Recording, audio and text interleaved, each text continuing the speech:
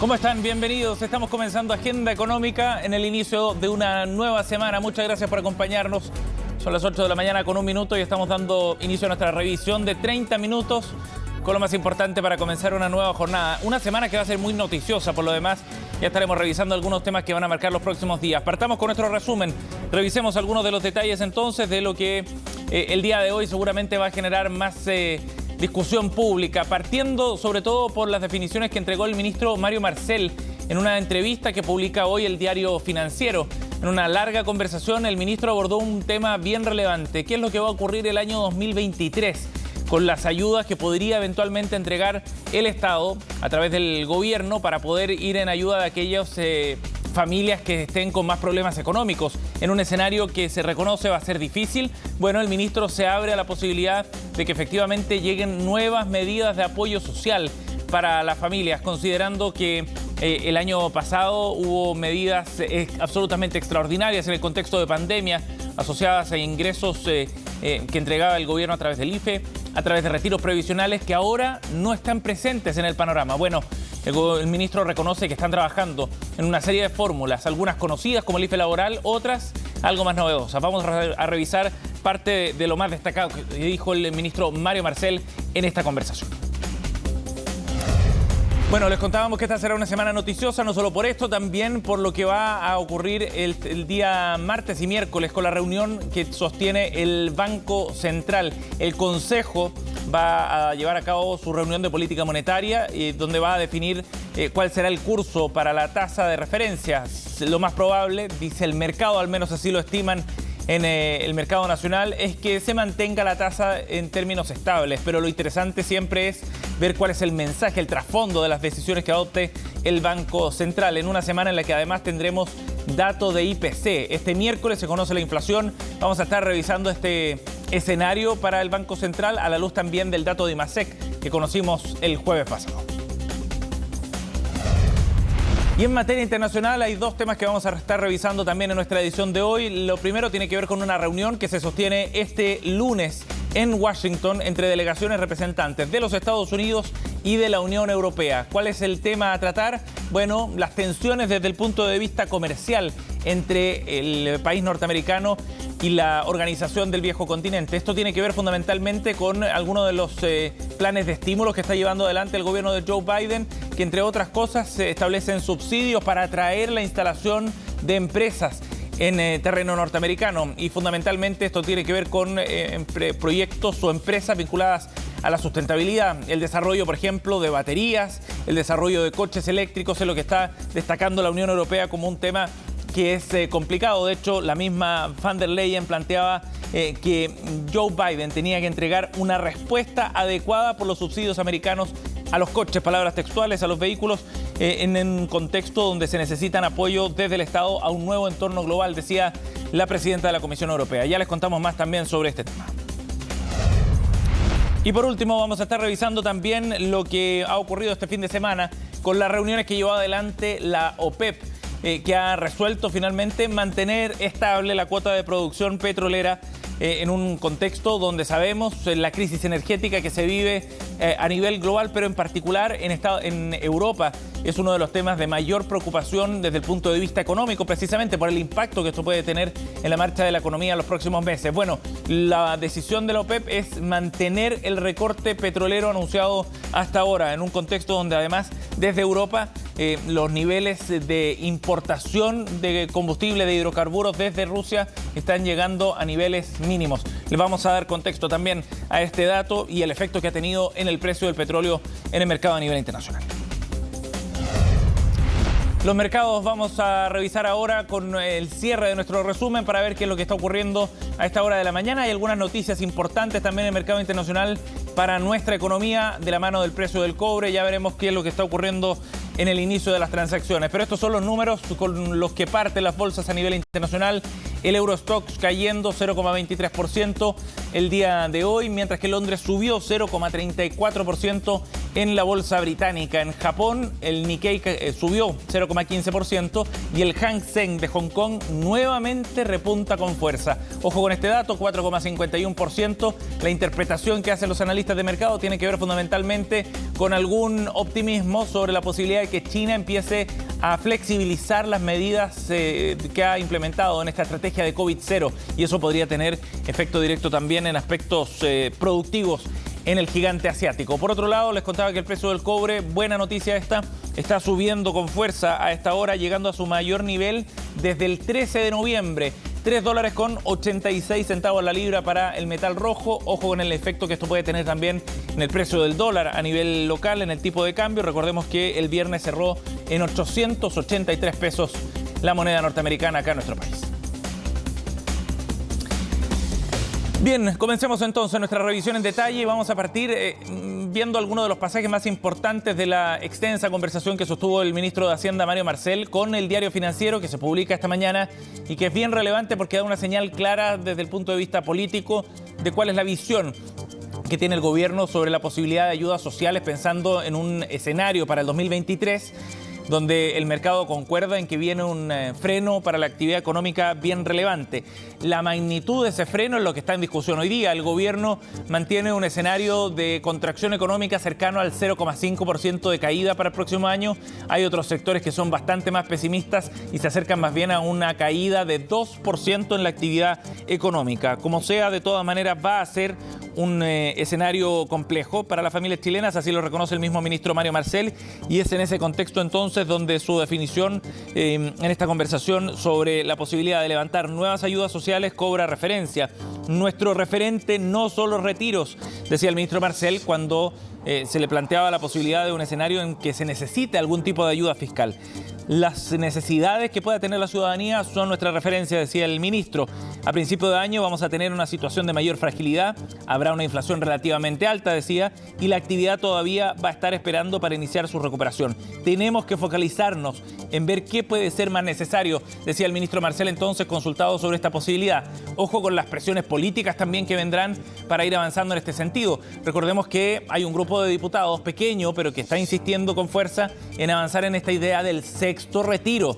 De ahí entonces, considerando esa amenaza que podría venir el próximo año desde el Congreso, es que las definiciones que entrega el ministro Marcel son bien relevantes. Lo que estamos trabajando ahora, decía el ministro Marcel, es ver para qué grupo, para qué sector en este momento puede ser más necesario ese tipo de ayuda. Aclarando también que no se podía entregar más detalles respecto a esas posibilidades, pero sí es bien claro que podrían estar trabajando en algunas cosas nuevas, decía, que van a ser interesantes, dando a entender que el abanico de herramientas que tiene el Estado para poder ayudar a las familias podría ser algo más amplio y no solo reducirse, por ejemplo, al IFE laboral, que es un instrumento que todavía está vigente, pero que se extingue a fines de este año. Otra definición bien importante del ministro tiene que ver con las perspectivas para el próximo año. Asegura que había un escenario de ciertas proyecciones más catastrofistas sobre la caída de la economía, pero el ministro Marcel asegura que el próximo año se verían por lo menos 2, incluso 3 trimestres de crecimiento respecto a los trimestres previos, que podrían ser importantes en una mirada bastante más optimista, natural de acuerdo a su cargo, respecto a la marcha de la economía para el año 2023. Bueno, y a propósito de este tema, este fin de semana resurgía también una discusión importante sobre la vigencia del IFE laboral. Como ya mencionábamos, es uno de los instrumentos que se implementó en el contexto de la recuperación post-pandemia y que podría entonces estar en el eje, en el centro de las discusiones sobre apoyos sociales a partir del próximo año, fundamentalmente cuando el escenario económico y del mercado laboral sobre todo va a ser mucho más complejo. Belén Vázquez reportó el tema.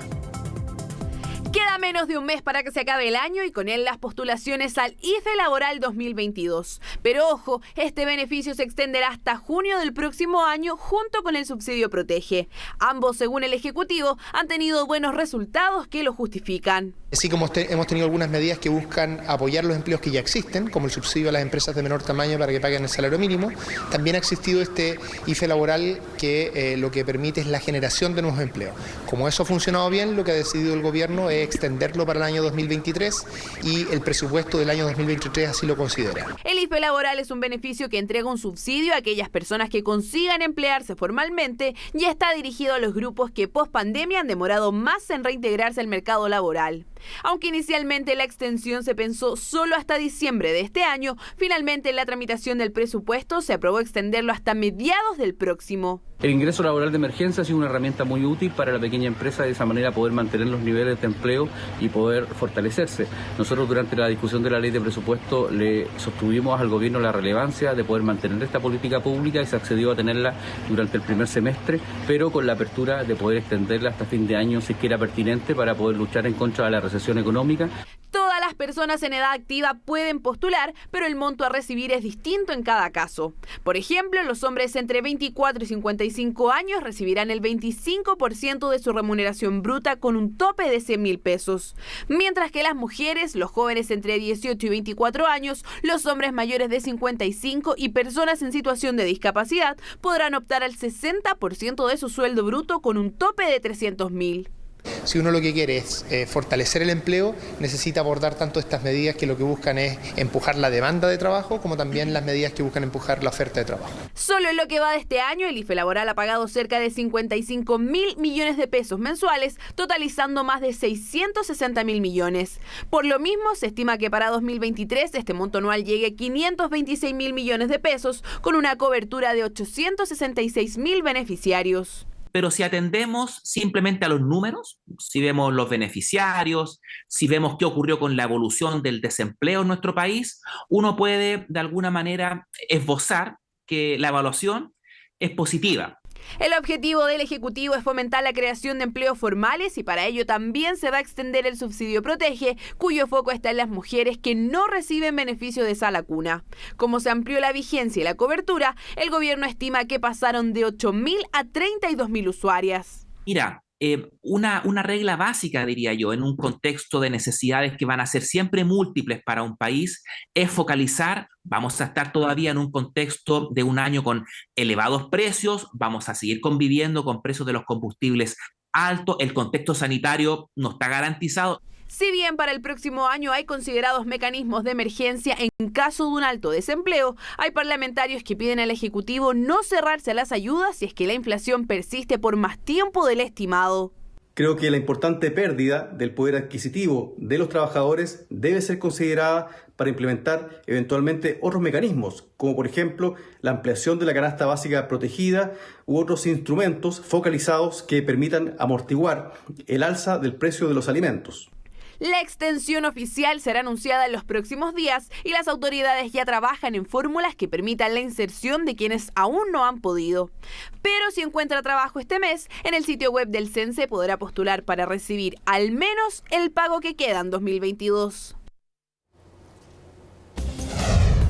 8:14. Vamos a otro tema. Les contábamos que mañana comienza la reunión de política monetaria que se extiende hasta el miércoles, donde los consejeros del Banco Central tendrán que analizar el escenario, sobre todo inflacionario en nuestro país, y sobre eso tomar alguna decisión respecto al curso de la tasa de interés. Pero en el mercado hay completo consenso, pareciera, respecto a que la tasa se mantendría en 11,25% durante esta reunión de política monetaria. En la última encuesta de expectativas económicas del Banco Central, donde se consulta a 52 visiones de mercado, la totalidad, el 100% de las respuestas se apuntaba a una mantención de la tasa en 11,25%. Recién en la siguiente reunión, la del mes de enero, se visualizan algunas miradas algo más claras respecto a un descenso en la tasa. Pero por ahora, en la de esta semana, entonces, el Banco Central tendría o la posibilidad, probablemente, dice el mercado, de mantener la tasa de interés.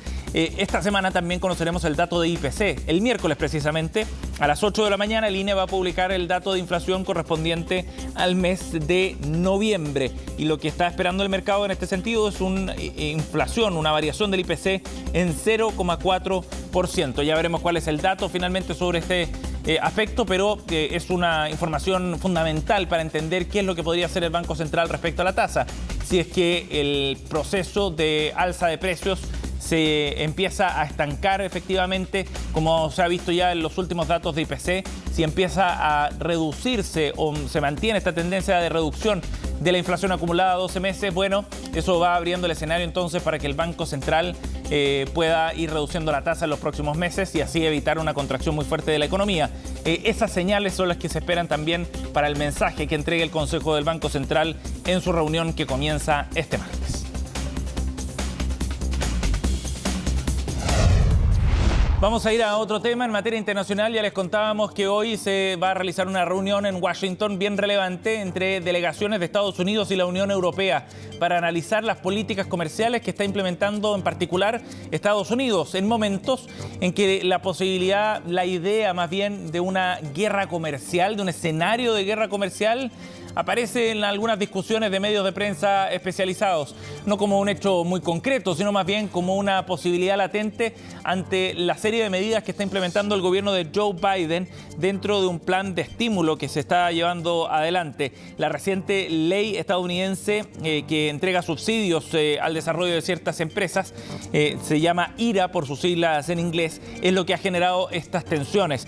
La presidenta de la Comisión Europea, Ursula von der Leyen, planteaba de hecho este fin de semana que el bloque europeo va a responder de una forma adecuada y bien calibrada a este tipo de subsidios. ¿Qué es lo que está haciendo Joe Biden? Básicamente generar algún tipo de incentivos, de ganchos comerciales para poder llevar la instalación de ciertas fábricas estratégicas al terreno norteamericano. Entre ellos, por ejemplo, estimular la industria de la producción de vehículos eléctricos, baterías o material para instalaciones de energías renovables.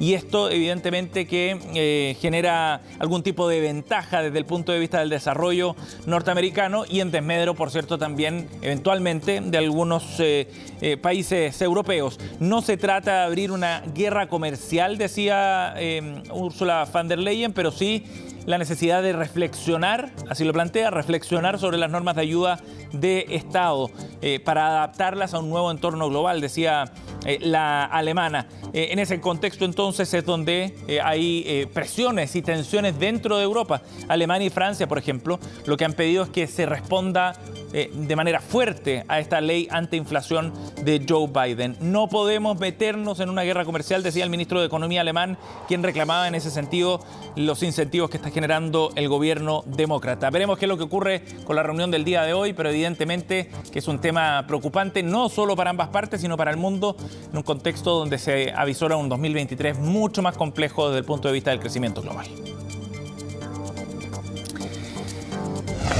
Bien, 8:18, nos vamos a ir a un corte a esta hora y volvemos de inmediato con más de Agenda Económica.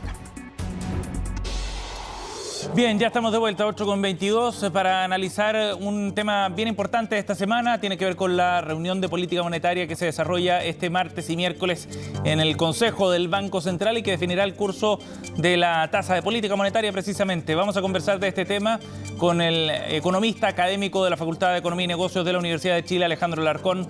Gracias por el contacto, Alejandro, muy amable. Gracias a ti, Sebastián. Muy buen día. Buenos días. Alejandro, ¿qué se puede esperar para la reunión de esta semana del Banco Central?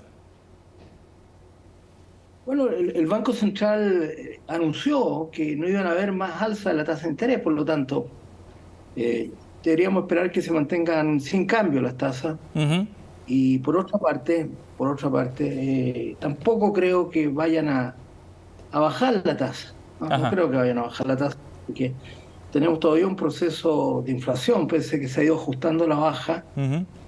Ha sido básicamente por las expectativas que hay de que haya una recesión en el país y por lo tanto parece que las condiciones que hay detrás de esta tasa de inflación más baja tienen que ver con la oferta y no con el exceso de demanda que tuvimos hace unos meses atrás. Alejandro, ahora es bien interesante eso respecto al momento preciso para comenzar ese recorte de las tasas. ¿Cuál cree usted que debería ser ese momento? ¿O qué factores son los que van a ir definiendo ese momento para ver si es que es en esta reunión, en la siguiente o la subsiguiente? Bueno, probablemente vamos a tener anuncios solamente y no va a haber un recorte de la tasa.